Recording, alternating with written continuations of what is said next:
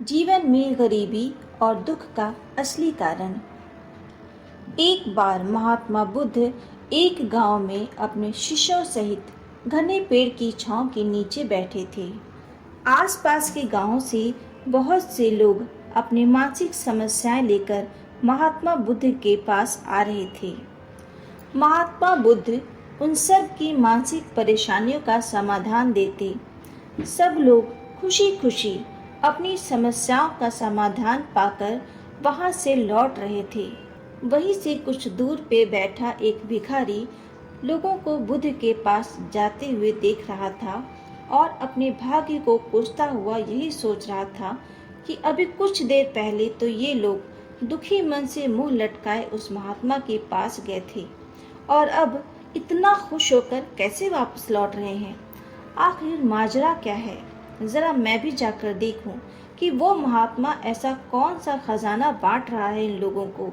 वे इतने प्रसन्न हुए कि उनके चेहरे लाल हो गए।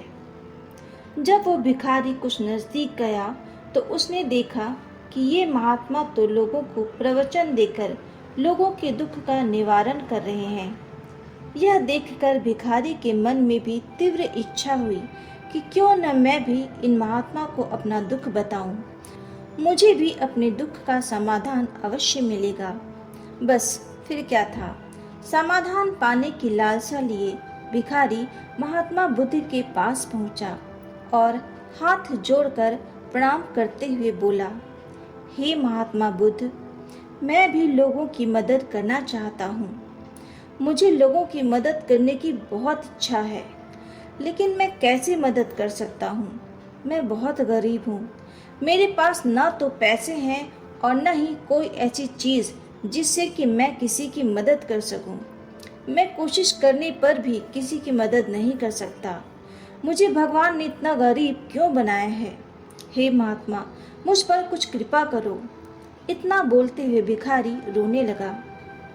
महात्मा बुद्ध बोले, आप बहुत अज्ञानी हैं, क्योंकि आप अभी तक इसी भ्रम से जी रहे हैं कि आपके पास कुछ नहीं, जबकि दूसरों को कुछ देने के लिए आपके पास बहुत कुछ है।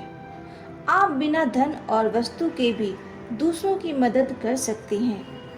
आपके पास जुबान है जिससे आप मीठे शब्द बोलकर किसी के भी दुखी चेहरे पर मुस्कान ला सकते हैं।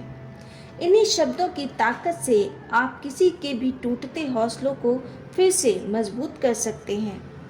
इन शब्दों की शक्ति से आप किसी के भी मन में सकारात्मक विचारधारा के बीज बो सकते हैं और उसे गलत रास्ते पर जाने से रोक सकते हैं। आपके पास दो हाथ हैं जो किसी भी कमजोर या लाचार व्यक्ति की सहायता कर सकते हैं। आपकी दो आंखें किसी अंधे को रास्ता दिखा सकती है। आप किसी के लिए दुआ कर सकते हो। यह हो सकता है कि उनके रुके काम फिर से हो जाएं।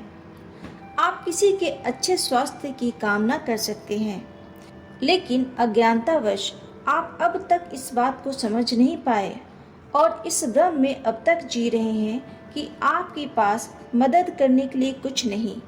किसी की मदद करने के लिए धन और वस्तु का होना अनिवार्य नहीं है। बिना धन और वस्तु के भी हम कई प्रकार से लोगों की मदद कर सकते हैं। महात्मा बुद्ध के ज्ञान से भरे ये शब्द सुनकर भिखारी के चेहरे पर मुस्कान आ गई और वह खुशी से झूमता हुआ वहां से चला गया।